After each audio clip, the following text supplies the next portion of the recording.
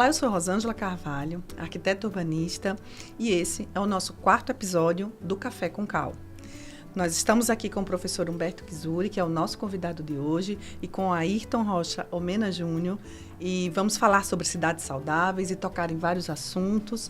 Vamos falar também hoje sobre a programação para o mês de fevereiro e março, que o Cal Alagoas está programando, e sobre muitas outras coisas. Você é nosso convidado para assistir a esse episódio 4 do nosso Café com Cal. Muito bem-vindo, Humberto, muito bem-vindo, Ayrton Omena. Nós estamos hoje aqui no nosso café e eu vou falar um pouco sobre, vou ler aqui um pouco sobre a sua mini biografia que você me mandou, e achei muito rico, já digo logo de antemão, porque a sua atuação em vários campos da arquitetura, do urbanismo, da arte, do cinema, me encantou, e eu percebo que cada vez mais a nossa profissão tem essas possibilidades, né, de trabalhar com tantas frentes, né, de trabalho. É arquiteto urbanista formado pela Universidade Federal da Bahia, mestre em planejamento urbano e regional pelo IPUR, do Rio de Janeiro, doutor em urbanismo, com doutorado sanduíche na Alemanha pela Bauhaus, e realizou doutorado na Áustria, na França e em Portugal. Só por aqui a gente percebe que você tem uma trajetória, né, bastante diversa, caminhando, né, pelo mundo e percebendo. É claro que você leva sempre esse universo do Brasil dentro de si para estudar nas outras culturas, e isso a gente sabe que enriquece muito, né?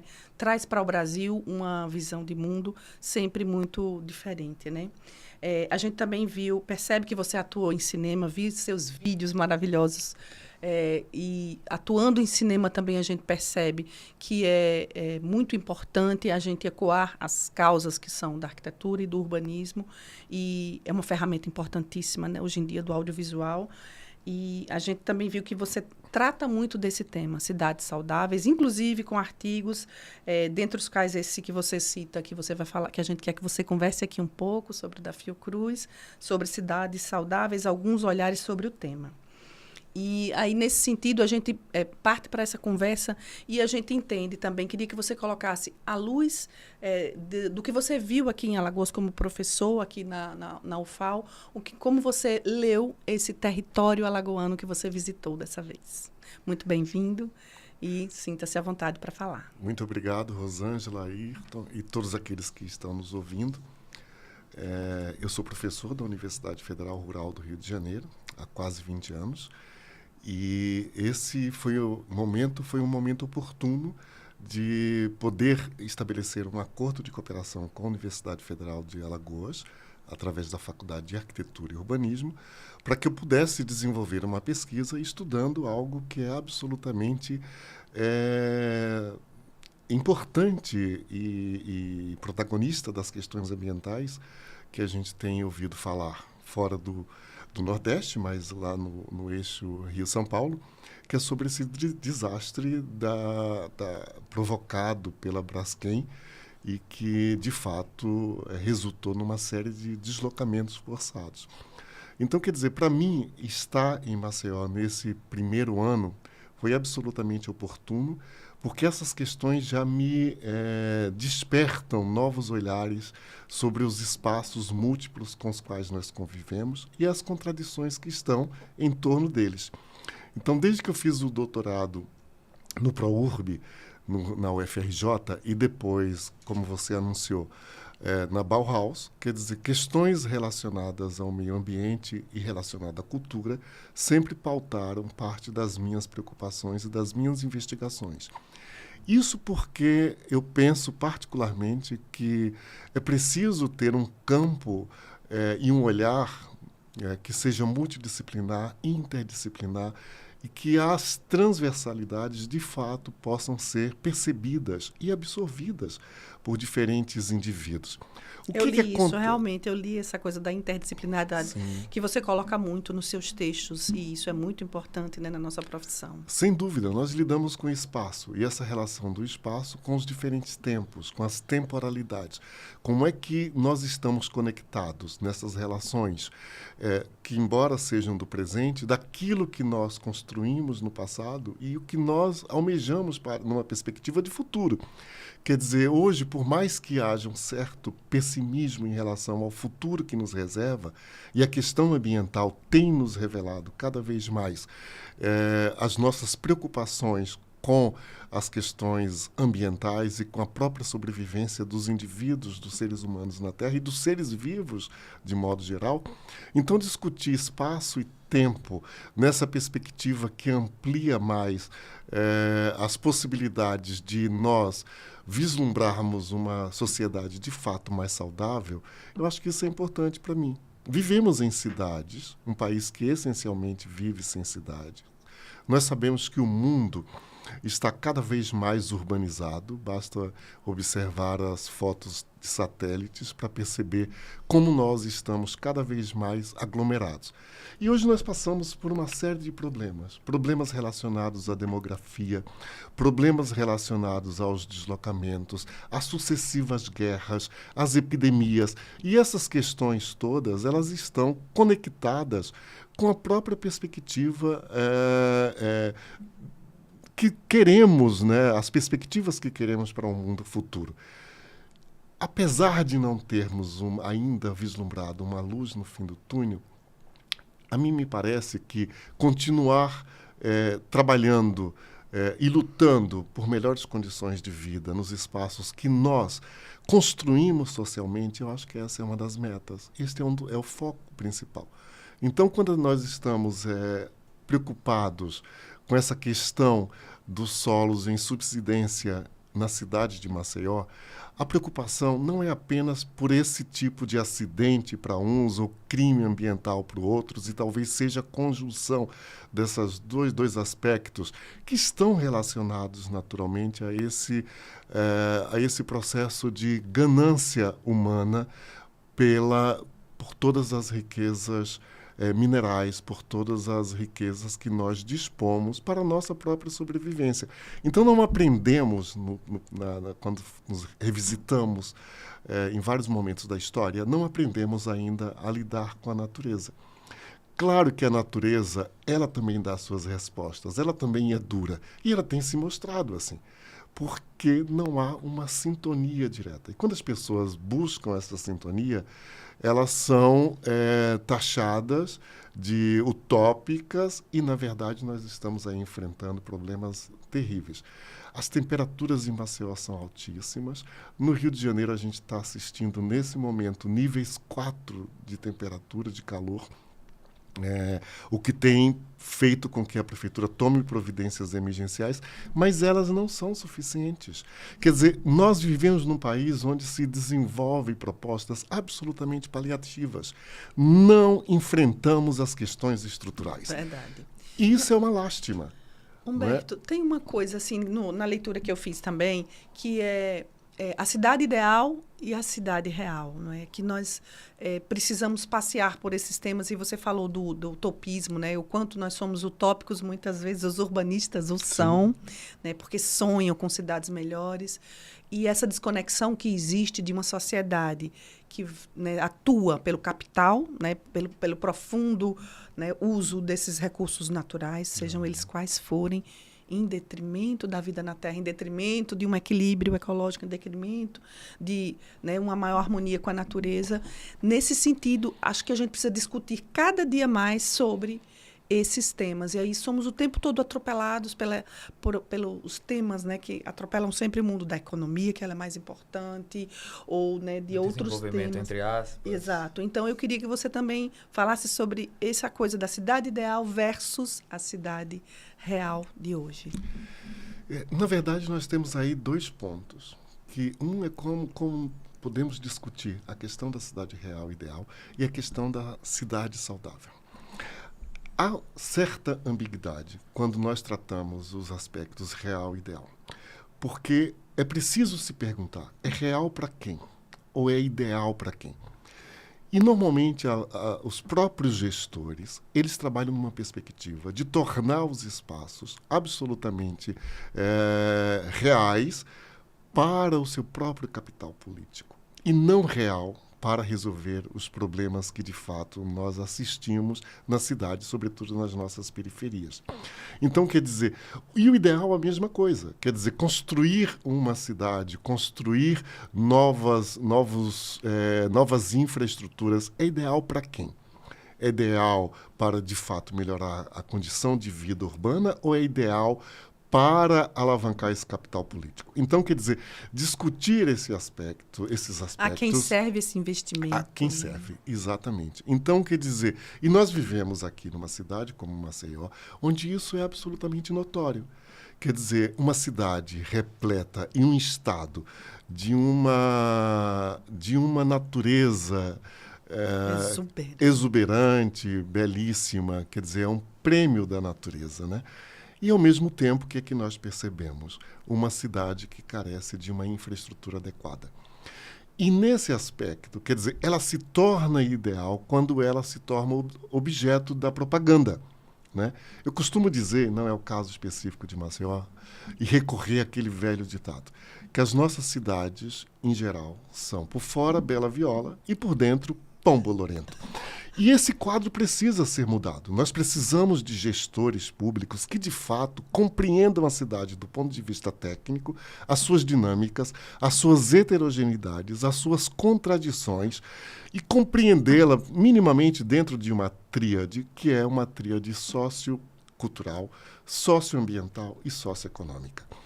Isso significa trazer os seres humanos e os seres vivos como protagonistas de toda e qualquer ação que venha acontecer na cidade.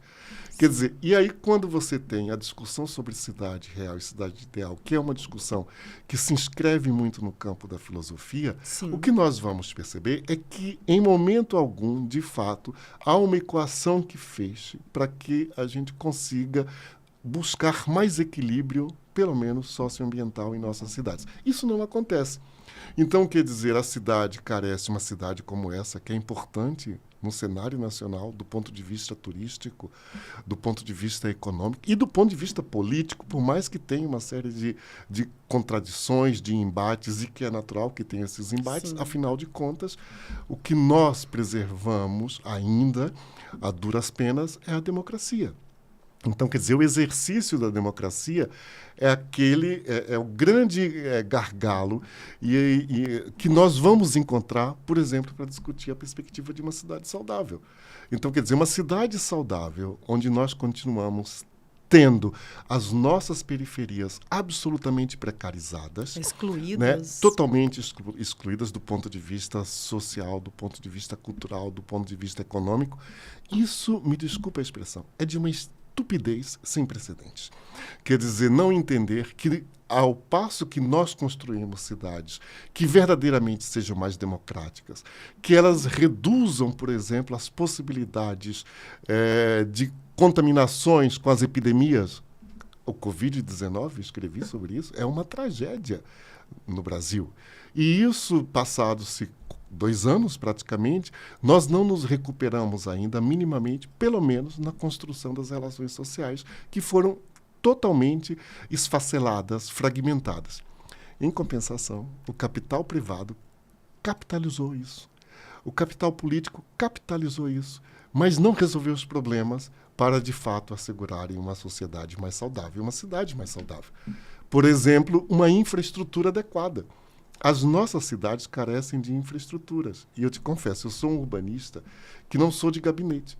Então, eu andei, nesse ano que eu estou passando em Maceió, por várias ruas da cidade, do centro à periferia. Eu fui várias vezes da Jatiuca ao centro da cidade a pé. Primeiro, para conhecer os logradouros e para poder falar, de fato, com o conhecimento mínimo daquilo que está colocado à nossa frente. Se aproximar da cidade é muito sem importante. Dúvida, né? Sem dúvida. E eu vi também que você já viajou também, além disso, pelo estado. Foi a Coruripe, foi a Piaçabuçu, foi em outras cidades. Isso é muito importante. Né? É importante para poder conhecer um pouco a cultura, porque sem a cultura, né, que eu penso particularmente que é o que forma o olhar crítico do indivíduo, nós não avançamos. E aí, quer dizer, nós não avançamos tanto do ponto de vista democrático, quanto do ponto de vista da própria construção do sentido de humanidade. E isso é importante que seja recuperado, resgatado, introjetado né, na formação do indivíduo brasileiro, que não está sendo. Então nós temos o quê? Um consumo de uma cultura que é absolutamente etérea, efêmera, pulverizada, que não é uma cultura que está solidificando as pessoas, inclusive para compreender as suas raízes, compreender as suas identidades, compreender as suas memórias. Essa é uma cidade de Maceió, esse é um estado brasileiro que tem memórias e contribuições importantes para o país. Infelizmente, a gente conhece pouco, né? E para conhecer um pouco mais, eu me aproximei, eu busquei. E isso, para mim, traz uma riqueza muito grande. Porque quando eu ando nas ruas, eu percebo questões que estão para serem resolvidas.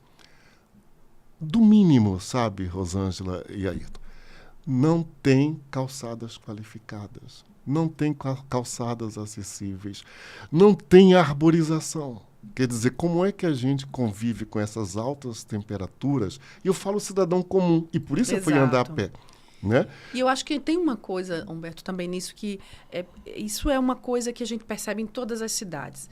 Existe sempre uma vontade de todo mundo de ter uma cidade saudável, como você coloca, e isso vem de longe, né? Desde o urbanismo que quer imprimir essa nova infraestrutura, desde o urbanismo que quer trazer mais equipamentos, que as pessoas comecem a andar nas suas cidades e tenham mais contato com o verde, com o meio ambiente.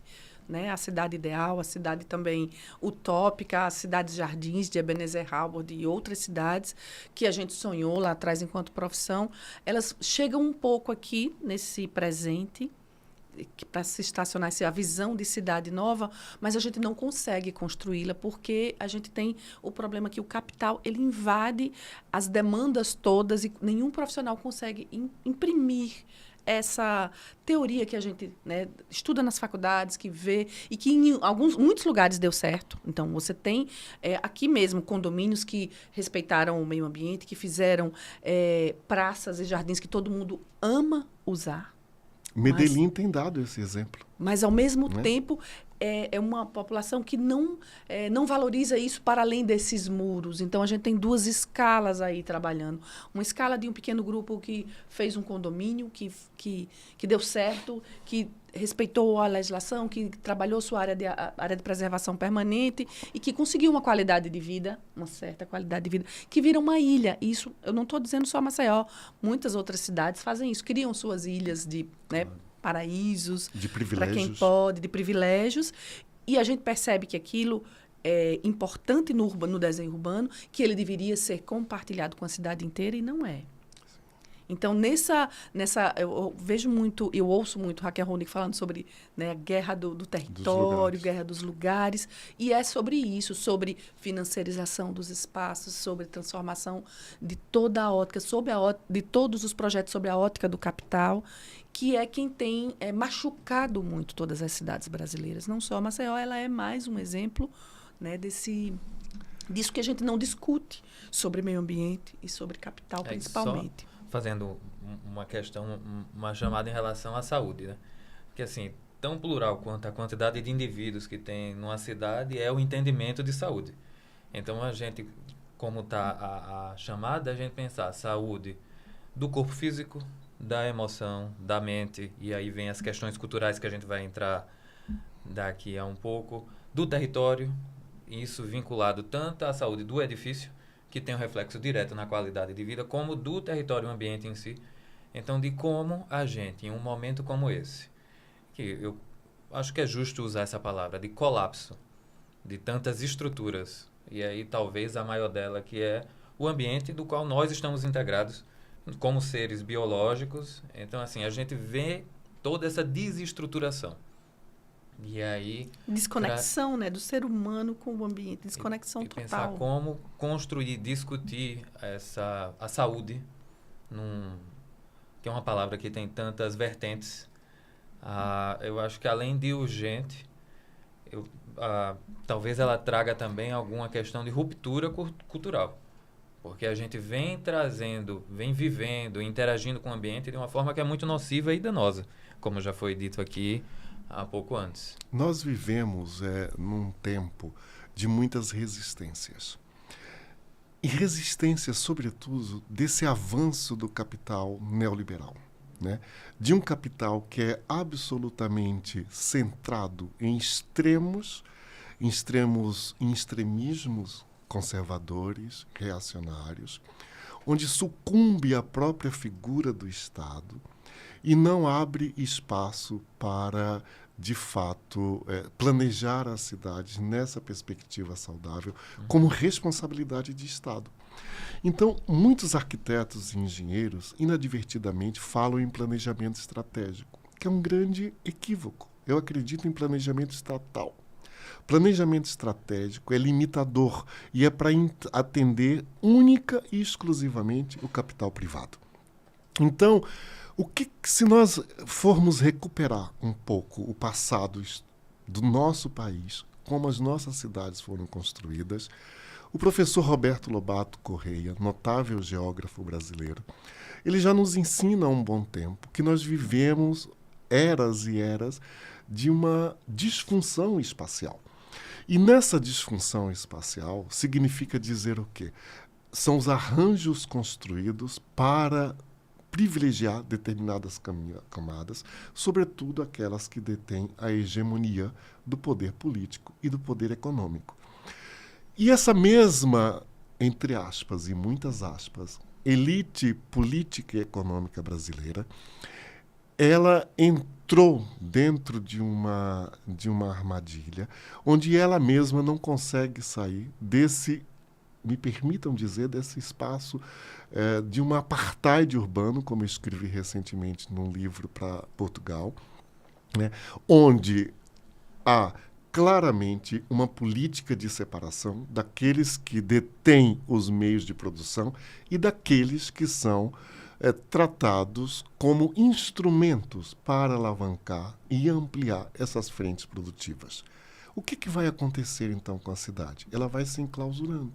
Então, cidades que vão criando projetando guetos, como são os condomínios fechados, negligenciando o espaço público. Então, quando a rua não tem árvore, quando não tem uma calçada adequada para caminhar, para o exercício mínimo do cidadão se socializar, que é ter o contato com o externo, e isso não acontece, é porque não está se privilegiando, de fato, a saúde urbana. Ora, a gente está falando tanto na mobilidade ativa, né? E a mobilidade ativa passa por cidades que ofereçam condições para o conforto do indivíduo, quer seja o ciclista, quer seja o caminhante, quer seja todos aqueles com dificuldades de locomoção, etc. Então, quer dizer, nós precisamos reestruturar, de fato, as nossas cidades. E aí é o momento que tem que se estabelecer um espaço de mediação e um espaço de confronto. E o arquiteto e urbanista tem essa responsabilidade. Eu costumo dizer assim que, por sorte, eu fui construindo uma carreira dentro deste campo mais interdisciplinar, ampliado, de tentar compreender e dialogar com diferentes categorias disciplinares, como a sociologia, a economia, a antropologia, as ciências políticas, a geografia sobretudo. A geografia, sobretudo. Que nos ensina bastante sobre a compreensão do espaço e a relação, aliás, entre espaço e tempo. E aí o que vai acontecer nesse processo de disfunção? A gente não pode perder de vista que em 1988 nós avançamos um pouco mais. E eu era apenas um jovem militante estudantil, onde participei dessa tentativa de se construir uma política de reforma urbana no país. Não avançamos o que deveríamos, mas pelo menos reconhecemos a cidade como um elemento partícipe dos direitos civis, dos direitos humanos. E aí os capítulos da Constituição, quando institui os planos diretores, o que é um avanço, quando nós nos deparamos, o Estatuto das Cidades como desdobramento, mas nós continuamos fazendo planos diretores absolutamente vulneráveis, como eu conversei numa live, eu e a Raquel Ronick, que eu dizia, você conseguiu construir com toda a sua equipe do Ministério das Cidades uma cultura de planos diretores, de participação intensiva das pessoas, das diferentes organizações sociais, movimentos sociais, mas... Mobilização, transversalidade, perfeito. Tudo isso, mas não temos a segurança de que os gestores públicos, de fato, vão implementar as ações que estão contidas nos planos. E acho que esse é o principal desafio. Claro, porque os planos diretores, eles hoje são utilizados, eu já assumi cargo público, né, de gestão pública, em São Paulo, em Goiás, enfim, onde nós, uma das questões que a gente mais nos deparávamos era em relação a existência do plano diretor é um cartão de visita para aquisição de recursos em Brasília. Então, quer dizer, você ter um plano diretor como um cartão de visitas é muito limitador. E os políticos sabem disso, os gestores sabem disso. Verdade. Senão, eles não alterariam os planos diretores por um instrumento que são os decretos. Os decretos-leis que faz com que eles modifiquem, que comprometam áreas de manancial, que comprometam áreas de restinga, que não apliquem recursos devidos para a redução da precarização dos assentamentos pauperizados. E aí como vai se falar em saúde? Porque quando eu defendo a questão da saúde, é dizer assim, nós precisamos reduzir violência, nós precisamos ampliar as possibilidades de inclusão das pessoas, de moradia de qualidade, etc. Mas aí quando eu vou ali próximo ao Vergel e vejo aqueles edifícios que parecem depósitos de gente, quer dizer, um empilhado de containers. Do antigo BNH da década de 70, parece que você está passando por um projeto antigo da década de 70, né? Isso não é valorização do ser humano, valorização do trabalhador. Então, enquanto não mudar essa mentalidade no Brasil, de que todos aqueles que são responsáveis, que estão na linha de frente das forças produtivas, que precisam ter conforto, que precisam ter lazer, que precisam viver bem em sociedade, como que a gente pode falar em cidade saudável? Apenas porque você coloca as pessoas dentro de um depósito? É muito pouco. É muito pouco. E aí nós, arquitetos, estamos também absolutamente vulneráveis em relação a essas forças. Porque por estudos e mais estudos existem. Nós, arquitetos e urbanistas, sabemos o que tem que ser feito, os engenheiros também se sensibilizam, os geógrafos, os caminhos. Os profissionais sabem os caminhos, mas a política não nos deixa caminhar. A política não nos deixa porque nós ainda vivemos uma política ultrapassada, uma política retrógrada, uma política que desconhece a boa técnica, uma política que desconhece o sentido e que desconhece o sentido de humanidade. Isso a gente precisa mudar. Eu costumo brincar, só para finalizar, dizer assim, nós estamos num momento que é preciso reconstruir a figura do Estado. Esse Estado que está aí, com os poderes instituídos, já não servem mais, não respondem mais. E aí vem as tais inteligências artificiais, né? Como mais um produto da espetacularização da sociedade, da vida e de morte, né? Quer dizer, o que é essa inteligência artificial? Como a construção de um espaço que já é o prenúncio do domínio que vai ser exercido sobre todos os nossos corpos, que já é exercido sobre os nossos corpos e mentes. Ela contribui o quê? Para aumentar o espetáculo, para construir, para ferir a noção de ética, para capturar o conhecimento de todos nós e dizer que é seu. Sem dúvida. O conhecimento coletivo construído até hoje pela humanidade, né? Exatamente. Isso que nós temos, né? E ela corre o risco de ser essa própria figura de um outro Estado opressor, de um outro Estado que não reconheça os direitos humanos. Hoje, em pleno século XXI, quando um político, como governador do meu estado, no Rio de Janeiro, na semana passada é absolutamente agressivo com todos aqueles que defendem os direitos humanos, eu não entendo o que é que essa pessoa está fazendo no poder. Quer dizer, essa relação promíscua, né, entre o capital privado, entre o capital neoliberal e as nossas formas de organização política, elas estão completamente distorcidas. Então, Rosângela, só para concluir esse raciocínio, eu espero, sinceramente, que em algum momento a população brasileira possa despertar e começar a exigir dos nossos governantes que queremos cidades melhores. Então, quer dizer, eu ando nessa cidade e não vejo a drenagem, a rede de drenagem. Eu vejo essas valetas que não têm sarjeta ao longo da calçada, que é um vetor transmissor de doença. Então, quer dizer, como é que a gente vai falar de cidade saudável se nós não temos ainda sequer assegurado a democracia plena para... E a infraestrutura que ela caminha junto. caminha. Eu falei num congresso internacional em Brasília de engenheiros que eu dizia, a infraestrutura tem que ser independente dos políticos. Se nós falamos tanto em sustentabilidade, em construção permanente de empregos, a infraestrutura é um dos caminhos, porque ela requer implantação, modernização, monitoramento, manutenção o tempo todo. Mas é isso que se deseja, e é aí que está a falha dos planos diretores. O que torna os planos... Eles são importantes, mas se tornam vulneráveis porque nós não temos um instrumento que obrigue os gestores a implantar aquilo que pressupõe ter sido discutido com todo o campo de agentes e atores sociais diversos. Isso e aí entra empresários, entra os moradores de favelas, todas as forças, como deve ser na democracia, claro, né? Claro. Eu acho também. E tem essa coisa das escalas que a gente tem que perceber. E aí a gente vai tratar do tema saúde muito importante em relação à família. A casa, o edifício, como a Ayrton falou, é muito importante.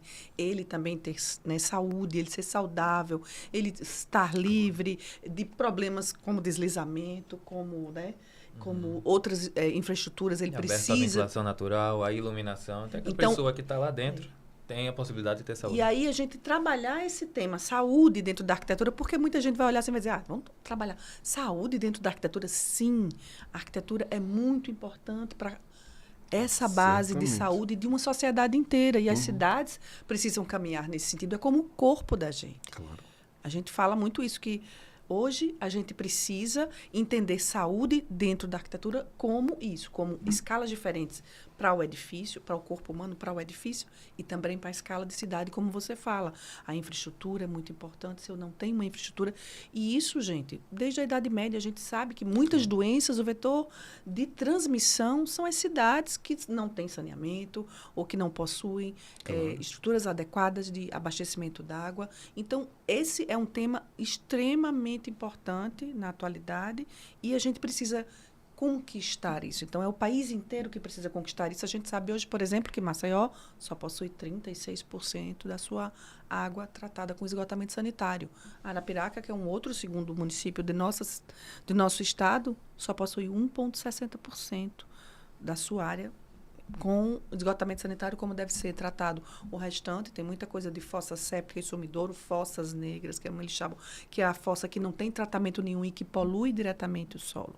Então, saúde tem muito a ver com arquitetura e urbanismo. Tem tudo a ver, inclusive, com essa atuação desses profissionais que muitas vezes não é valorizado nas cidades. E o plano diretor é o principal instrumento disso, não é? Mas que precisa ser implantado. Pelo menos no prazo que é definido antes de toda e qualquer revisão.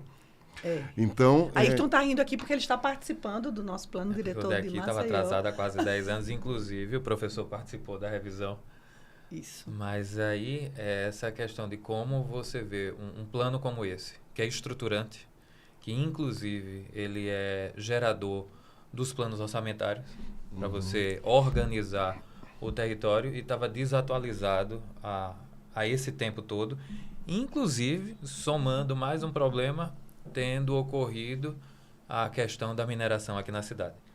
Então, é uma sobreposição de crises, para a gente finalmente conseguir fazer uma revisão agora, e que ainda assim a gente precisa, como foi falado aqui, tomar muito cuidado sobre essas edições que são possíveis de acontecer durante o processo tanto de aprovação, porque ele ainda vai para a Câmara, como de a manutenção, a gestão dele, né?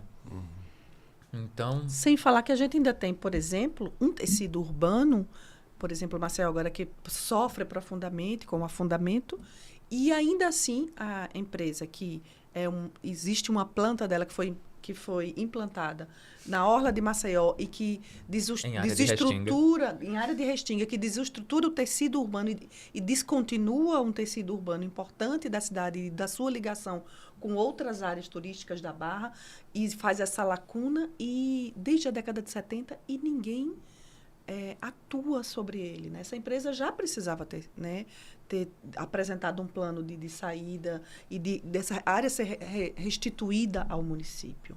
Porque ele é muito importante, esse território é muito importante ao município. É importante culturalmente, é importante historicamente. né? E faz parte da própria construção coletiva dos moradores daqui. Agora, a cidade tem um problema sério de mobilidade, né? Ela tem um problema sério que foi agravado naturalmente com a mudança das rotas dos transportes e dos fluxos de veículos pela cidade como um todo. Então, ela está com um tecido esgarçado. E isso precisa ser imediatamente revisto. Quer dizer, tem dificuldades em relação à qualidade do transporte público e tem dificuldades em relação à fluidez da própria mobilidade passiva dos veículos dentro da cidade. Então, essa mudança de mentalidade, ela é necessária e é urgente. Porque uma capital da expressão de Maceió, ela não pode continuar convivendo com essas desigualdades alarmantes, né? Então, quer dizer, um programa de urbanização. Você vai nas grotas no Jacintinho, eu não quero falar precipitadamente, mas pouco do que eu vi me parece obras de perfumaria. Quer dizer, o que está mudando estruturalmente a vida das pessoas, do ponto de vista econômico, do ponto de vista social? O que está do ponto de vista ambiental? O que está, de fato, levando as pessoas a a interagirem e serem partícipes, inclusive, dos processos decisórios que dizem respeito às suas próprias vidas? Isso não tem acontecido, mas não é só aqui, né? Recentemente, nós terminamos uma pesquisa no Rio de Janeiro, do qual eu coordenei uma parte ligada à violência do Estado nas favelas, onde a gente vai constatando o quão alarmante é, por exemplo, o descaso com essas periferias e essa urbanização que continua sendo desigual, né? Essa urbanização que ora mantém aqueles bolsões de pobreza, ou ora mantém aqueles tecidos com o mínimo de infraestrutura implantada num verdadeiro apartheid. E aí entra, como a gente pesquisou agora, no projeto desenvolvido no SESEC, que é o Centro de Estudos Sociais no Rio de Janeiro, e se chamou Favela na Mira do Tiro. Quer dizer, a figura do Estado oprimindo esses territórios. Então, quer dizer, nós não podemos ter um Estado onde ele tem na face algumas cicatrizes das próprias mazelas que ele construiu, né? E aí age como genocida. Sim. Age como genocida. Então, a só para concluir, professora Suzan Cordeiro, a gente teve o primeiro episódio 1 do Café com Cal, foi com a professora Suzan Cordeiro, foi nesse tema de violência e aborda esse tema de forma muito fundamental, abordando esses pontos do Estado como gerador de uma violência. Claro. E é um Estado racista. Você tem um Estado racista, um Estado violento, com um aparato político e militar que querem cada vez ampliar. O Rio de Janeiro agora começa a discutir a possibilidade das guardas municipais serem armadas. Ora, um país com tantas armas, alguma coisa vai mal. Alguma coisa vai mal. Então, quer dizer, quando nós deveríamos fazer com que as pessoas pudessem viver em condições de mais igualdade. Isso é o mínimo. Né? Combate à desigualdade, o enfrentamento do combate à desigualdade, eu acho que tem que ser uma das principais bandeiras do país inteiro. Com certeza.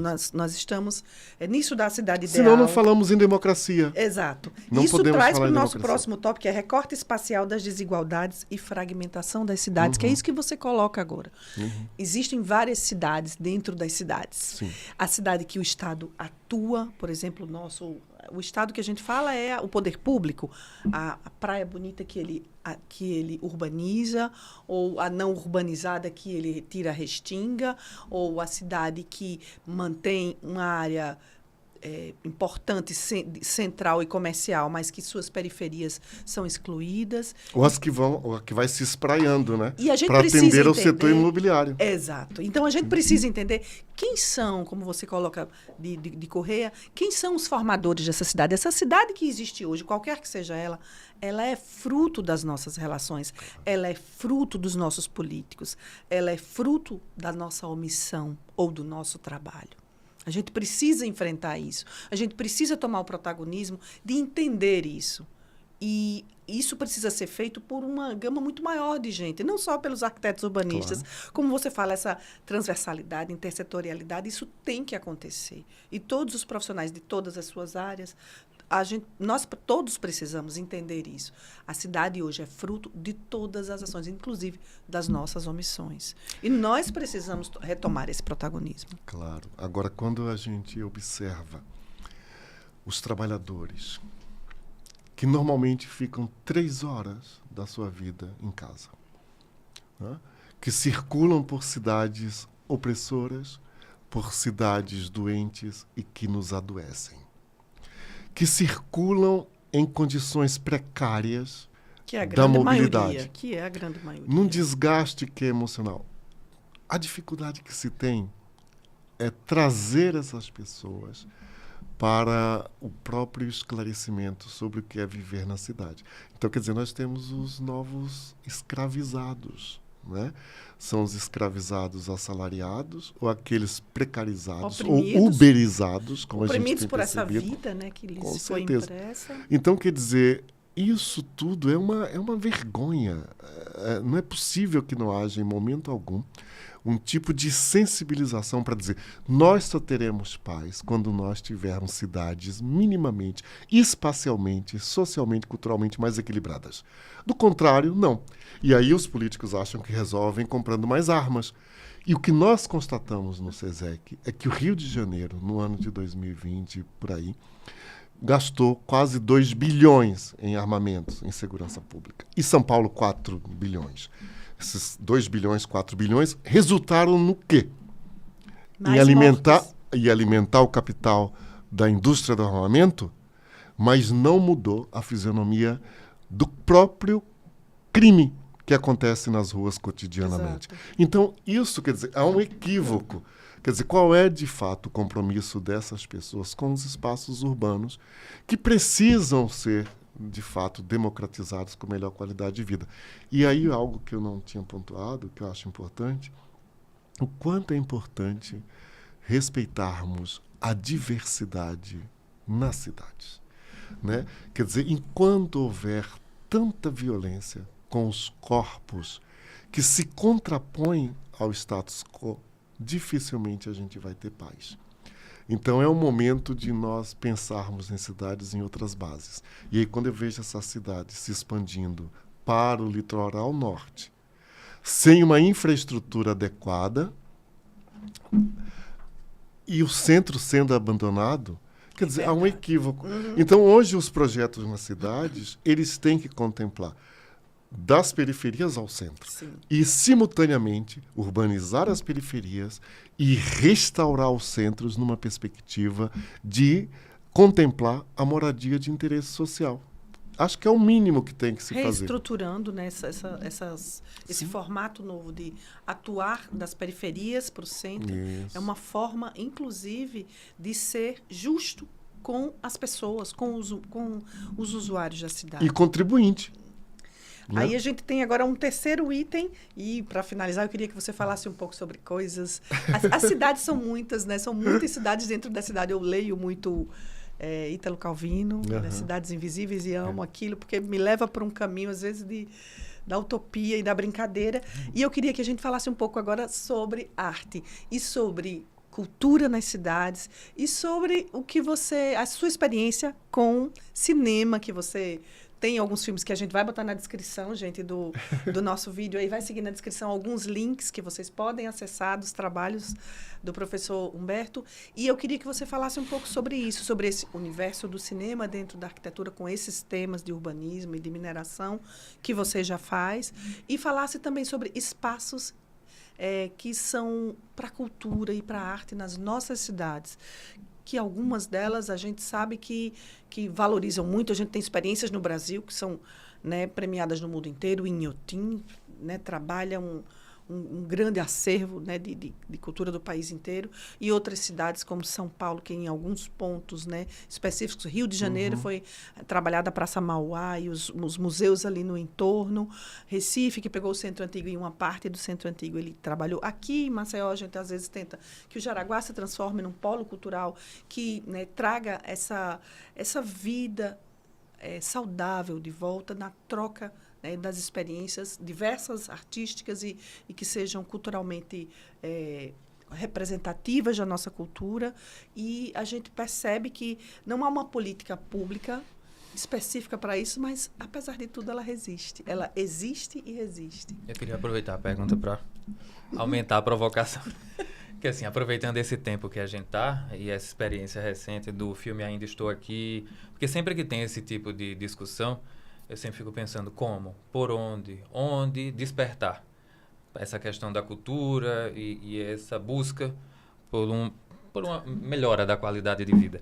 E aí não necessariamente, mas também, assim, pelas nossas mãos, mas também essa questão da arte, de como um filme foi tão longe, de como conseguiu sensibilizar tantas mentes, inclusive fora daqui.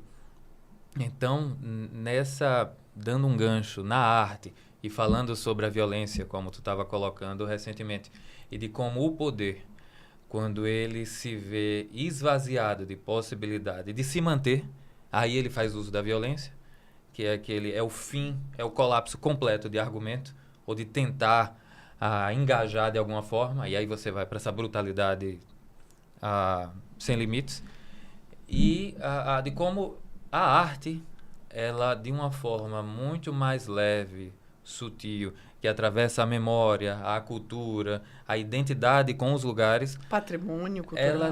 Ela vai tão mais longe e acessa não só a materialidade, mas também o desejo de você viver e transformar e interagir com o espaço de uma forma que é um saudável, meio... né? De forma saudável. Saudável, exatamente. Que é um meio que, às vezes, a gente, quando vê tanto problema para tanta direção, você até dá uma parada para respirar, mas às vezes a resposta é isso.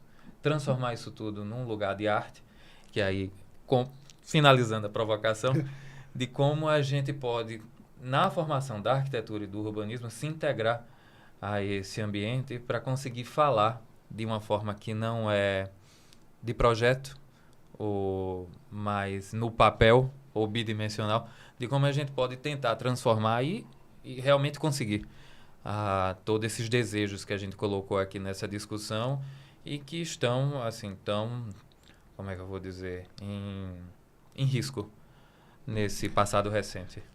Bom, a primeira coisa que eu percebo é que nós precisamos compreender que a cidade é o centro cultural.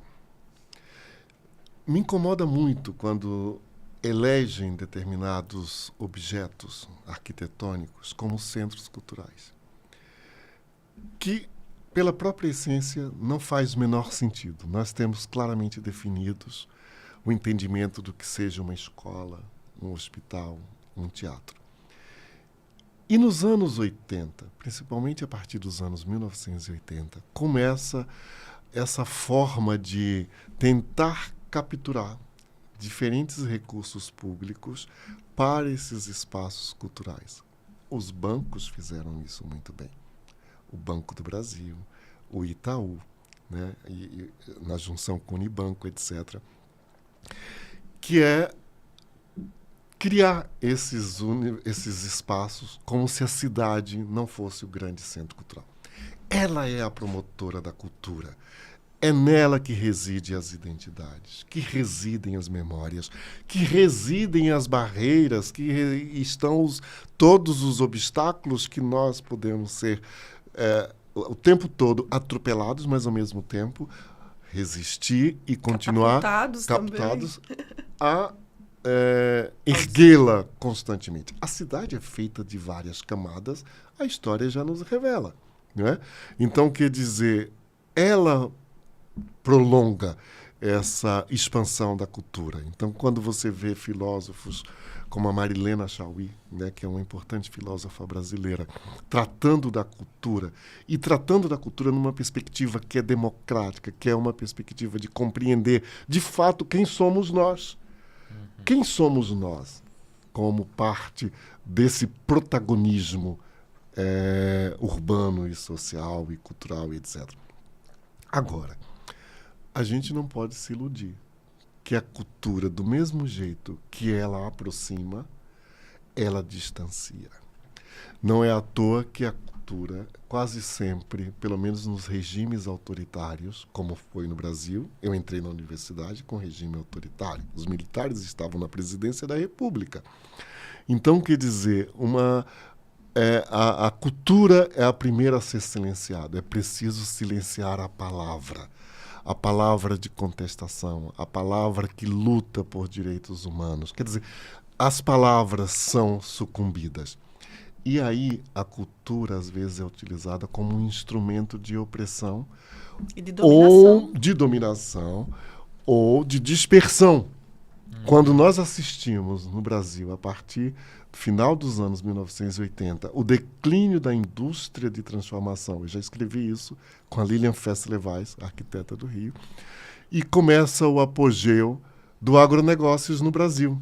Cria-se uma cultura que desvirtua o que foi o sertanejo tradicional e de raiz e constrói um simulacro para um grande espetáculo da dispersão brasileira. Com ela veio essa outra cultura que é legítima, é uma expressão, mas ela se tornou também objeto da opressão. Isso é lamentável. E de apagamento de uma outra expressão. De vários apagamentos, né? De vários apagamentos. Eu acho que agora a gente está vivendo um momento de resistir e tentar se reinventar. Tentar trazer o campo da multiplicidade como esse espaço da democracia, inclusive para a existência desse tipo de manifestação. O que não pode é ela estar a serviço da dominação de um determinado capital, como é o agronegócio, que nos envenena a todos os dias com os alimentos e que destrói os nossos mananciais, que destrói o cerrado brasileiro, que eu pude assistir isso sendo destruído, quer dizer, o berço das águas do Brasil, que vai destruindo a Amazônia, que estão destruindo a Caatinga. Então, quer dizer, é preciso rever, de fato, o que nós queremos daqui para frente enquanto humanidade. Perfeito. Mais alguma consideração aí? Então...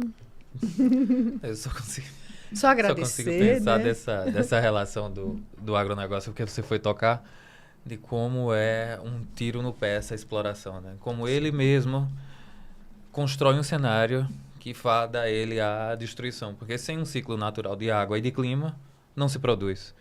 Então, assim, é uma questão que é tiro no pé, né? Exatamente. É uma coisa estranha isso. E né? não diferente a reprodução da cidade. É distópico demais. Essa verticalização, essa especulação do território sem fim. Mas nós precisamos resistir. Sim. É preciso acreditar, todos os dias quando acordamos e respiramos, que a transformação é possível e que é possível, de fato, construirmos espaços mais democráticos, espaços mais inclusivos. E, nesse aspecto, a questão da reforma fundiária e da reforma agrária, elas são fundamentais, porque tudo começa na terra, na posse da terra. E para que, inclusive, o mercado se sustente, né? Assim, ninguém está aqui, não é um posicionamento contra o mercado. Mas, assim, essa criação de bolhas ou de estoque nunca é um mercado saudável. É verdade. Então, vocês viram que a gente tem muito assunto ainda para tratar. Então, procurem nas redes sociais, o professor ainda tem muita coisa sobre ele, sobre cinema, a gente vai deixar na descrição. Eu quero agradecer ao professor, quero agradecer a Ayrton por essa aula maravilhosa que você nos deu. Entregar o material do CAL que a gente tem aqui, Muito Código de Ética, o guia. E a gente tem esse Caderno de Políticas Afirmativas do CAL-BR, que é uma iniciativa que vai andar o país inteiro, que o CAL-BR vai implantar em todas as capitais, em todos os estados também, para garantir uma política de equidade e de políticas afirmativas, seja na habitação, seja na atuação de mulheres, homens e a população LGBTQIA+, e pessoas Claro. negras. Todo esse caderno foi feito de forma colaborativa, então é um material muito rico e tem uma pesquisa do CAL importantíssima do país inteiro sobre isso. E tem também aqui um caderno de boas práticas do CAL em assistência técnica de habitação de interesse social, que tem experiências do país inteiro. Foi realizado em Aracaju, nós estivemos nesse evento, e tem um material riquíssimo sobre várias formas de atuar em ATIs pelo país. Então, o Conselho e os profissionais, eu acredito, que estão nesse processo de tentar construir o novo mundo que a gente precisa, né? Ou o velho mundo, ou reconstruí-lo, ou, né, transformá-lo no que a gente precisa. E, nesse sentido, é que a gente faz o Café com Cal para divulgar cada vez mais. E eu agradeço a sua participação no nosso conselho. Agradeço você ter vindo a Alagoas e trazer esse olhar de fora para o nosso território, né, para esse estado que é tão bonito. Rosângela, eu acho que eu tenho uma coisa assim, eu visto a camisa dos lugares. Eu que agradeço essa oportunidade. Você me perguntou sobre o cinema e sobre a arte. E só para finalizar numa frase, desde que eu terminei esse pós-doutorado, que foi na Áustria, na França e na Universidade do Porto, que eu venho cada vez mais produzindo formas de expressão que sejam do engajamento e para despertar um pouco, né, nas pessoas a necessidade de transformação. Foi esse barco na França, por uma bolsa que eu ganhei do Ministério da Cultura da França, sem fazer o menor esforço, onde trata dos deslocamentos forçados, todos imigrantes pelo Mediterrâneo, e das violências que sofrem. Ou seja, do Coro da Terra, que é mostrando essa política gananciosa e essa exploração desmedida dos nossos recursos naturais. Então, quer dizer, eu acho que a gente tem que continuar na luta, verdade, não ter medo, e eu é que agradeço a você, Rosângela, ao Ayrton, pela oportunidade dessa conversa, que eu espero ter atendido às expectativas de vocês. Nós que agradecemos. Nós que agradecemos. Esse é o nosso Café com Cal, episódio 4. E siga-nos nas redes sociais, curta e compartilhe. Se você tiver alguma observação, coloca nos comentários que o pessoal do Cal entra em contato e oferece mais material para vocês pesquisarem.